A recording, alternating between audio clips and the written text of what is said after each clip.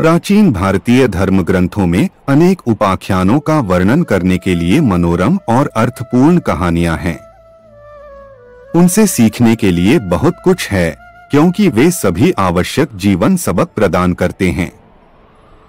ऐसी ही एक कहानी राक्षसी पूतना की है, जिसने शिशु कृष्ण को मारने का प्रयास किया था। पूतना कौन थी? पूतना एक राक्षसी थी जिसका काम नवजात शिशुओं को मारना था। उन्हें श्री कृष्ण के मामा कंस ने उस व्यक्ति को खत्म करने के लिए नियुक्त किया था, जो उनके अनुसार उनकी मृत्यु का कारण होगा। एक दिव्य भविष्यवाणी के बाद कंस को अपनी बहन देवकी की 8वीं संतान के जन्म के बारे में चेतावनी दी गई थी, जिसके बाद उसे अपनी जान का डर सताने लगा। गुप्त आवाज से पता चला कि उसका भतीजा कंस को मार डालेगा। पूतना ने नंद के घर जाकर क्या किया?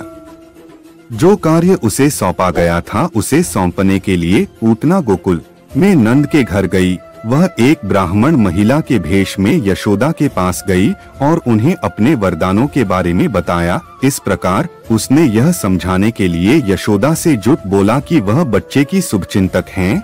उसने बच्चे को अमर बनाने के लिए उसे स्तनपान कराने को इच्छा भी व्यक्त की। हालांकि शिशु कृष्ण, जो भगवान विष्णु के अवतार थे, उनके इरादे को जानते थे। अत उसका दूध पीने के बहाने शिशु ने पूतना को मार डाला। लेकिन मोक्ष प्राप्त करने के बाद भगवान विष्णु ने पूतना को माता कहकर क्यों संबोधित किया?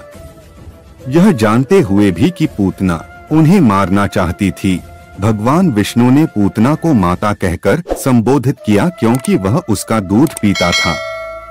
उन्होंने कहा कि भले ही उसका इरादा गलत था, फिर भी उसने उसे स्तनपान कराकर अपनी मातृ प्रवृत्ति का परिचय दिया। पूतना से जुड़ी पिछली कहानी यह बताएगी कि उसने कृष्ण को स्तनपान क्यों कराया और उन्हें मारने का प्रयास क्यों किया। पूतना अपने पिछले जन्म में राजकुमारी रत्नमाला थी। जब श्री विष्णु वामन रूप में प्रकट हुए थे, वह तुरंत उस छोटे लड़के पर अपना दिल खो बैठी और उसे अपने बेटे के रूप में गले लगाना चाहती थी। वामन इतने मनमोहक लग रहे थे कि उन्हें ऐसा लग रहा था कि वह उन पर मातृ प्रेम बरसा रही हैं।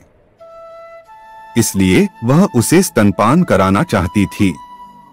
हालांकि जब वामन ने राजा महाबली को पाताल भेजकर दंडित किया, तो रत्नमाला उनसे क्रोधित हो गई। इस प्रकार वामन के लिए उसकी भावना बदल गई और उसे जहर खिलाकर उसे मारने का मन हुआ। इसलिए अपने अगले जन्म में जब रत्नमाला का जन्म पूतना के रूप में हुआ, तो वह अपनी दोनों इच्छाएं पूरी कर सकी।